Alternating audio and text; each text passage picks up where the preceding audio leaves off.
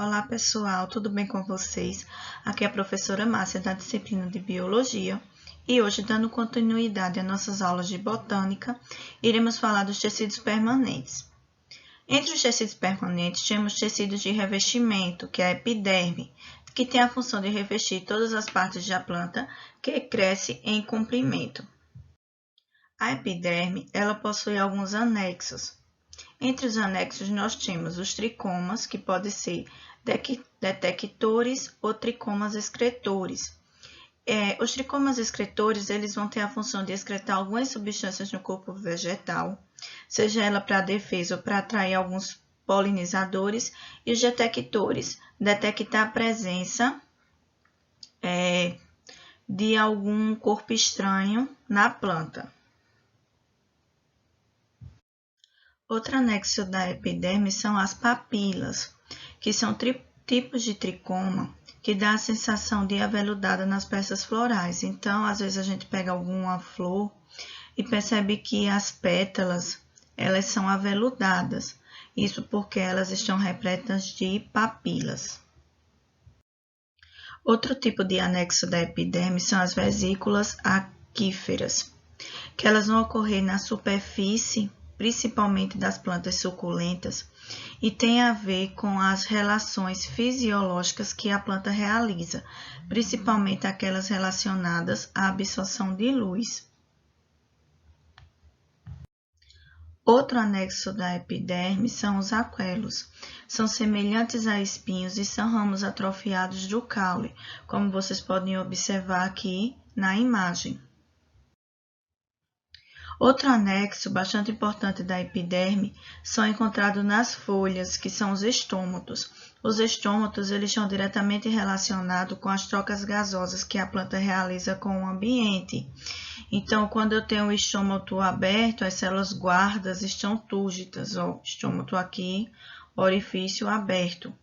Quando as células guardas estão com o orifício fechado, geralmente a planta, as folhas estão murchas. Isso daqui ocorre porque tem a presença do vacúolo e o vacúolo ele controla a regulação osmótica, ou seja, a entrada e a saída de água. As células guardas são as estruturas em movimento do estômato, então vai controlar as trocas gasosas entre a planta e o ambiente.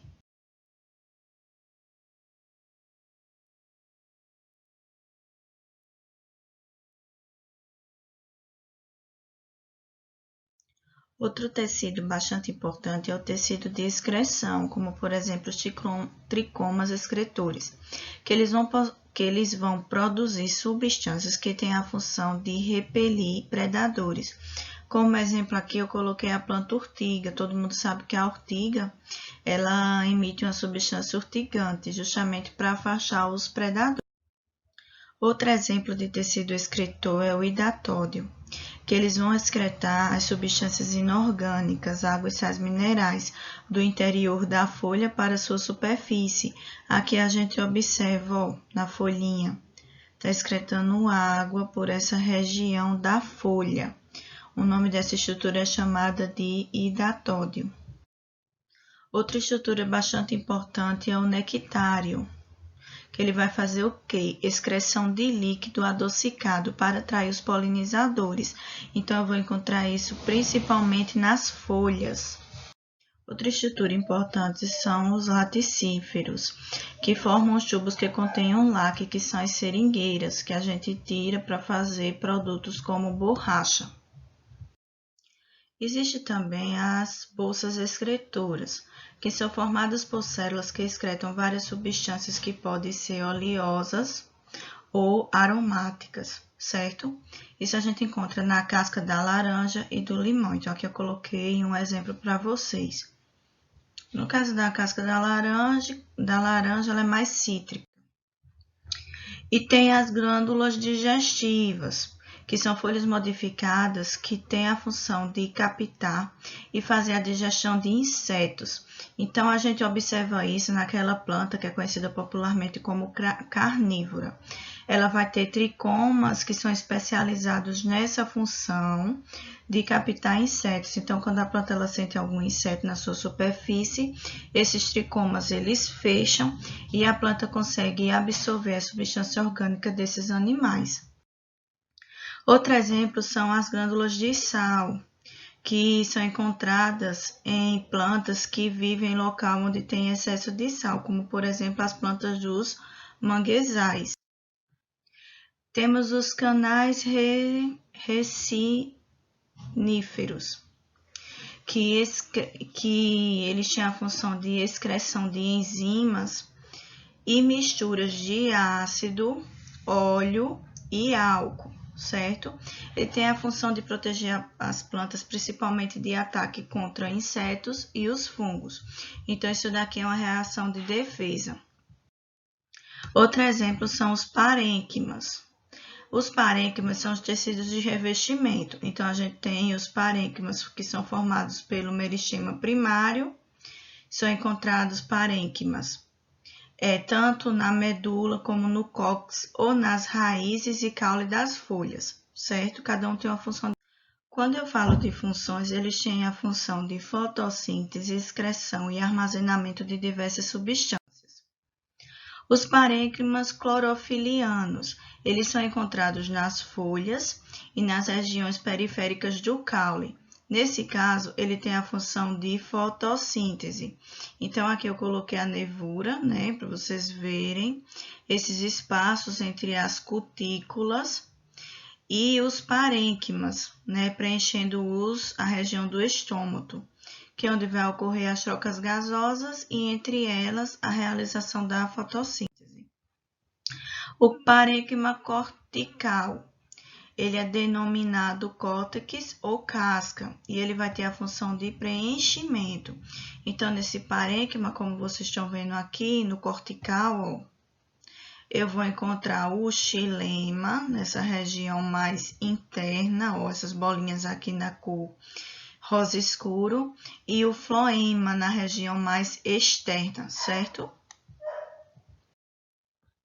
Parênquimas de reserva, o nome já está dizendo, ele vai acumular substâncias nutritivas como proteínas, carboidratos e óleo. Eles não têm clorofila na sua composição, certo? E apresenta leucoplastos. Então, são parênquimas de reserva, por exemplo, os parênquimas do caule, como por exemplo aqui a gente pode observar a batata inglesa. Esses parênquimas arqueríferos, eles são encontrados principalmente em plantas de clima seco, como por exemplo as xerófitas, que são aquelas adaptadas a clima seco. Então, ele armazena essa água para que a planta consiga resistir aos períodos de seca. Os parênquimas aeríferos, eles armazenam ar. São encontradas em plantas aquáticas que flutuam, como por exemplo a clássica Vitória Régia, como vocês observam aqui na imagem. E os parênquimas de sustentação, nós temos dois, o colênquima e o esclerênquima. Quais são as diferenças principais? Quando eu falo em colênquima, é um tecido vivo. Quando eu falo em esclerênquima, é um tecido morto. Quando eu falo em colênquima, ele é um tecido rico em celulose que apresenta boa elasticidade. Quando eu falo em esclerênquima, a parede é secundária espessa e é rica em lignina e é especializada em sustentação e reforço. Então, aqui ele é um tecido mais antigo, composto por células mortas. Os tecidos de condução. Então, tecido de condução eu tenho dois.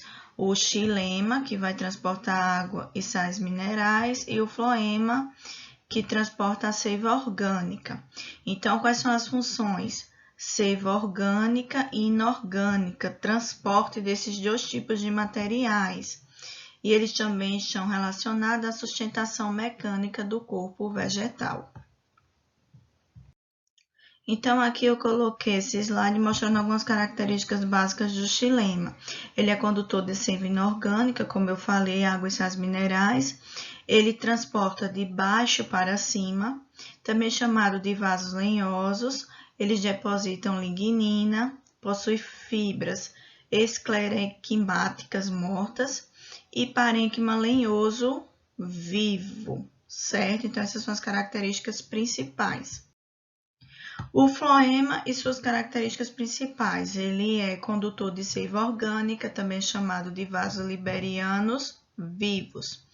Ele tem transporte em sentido ascendente ou descendente, quer dizer, tanto ele transporta de cima para baixo como de baixo para cima, certo?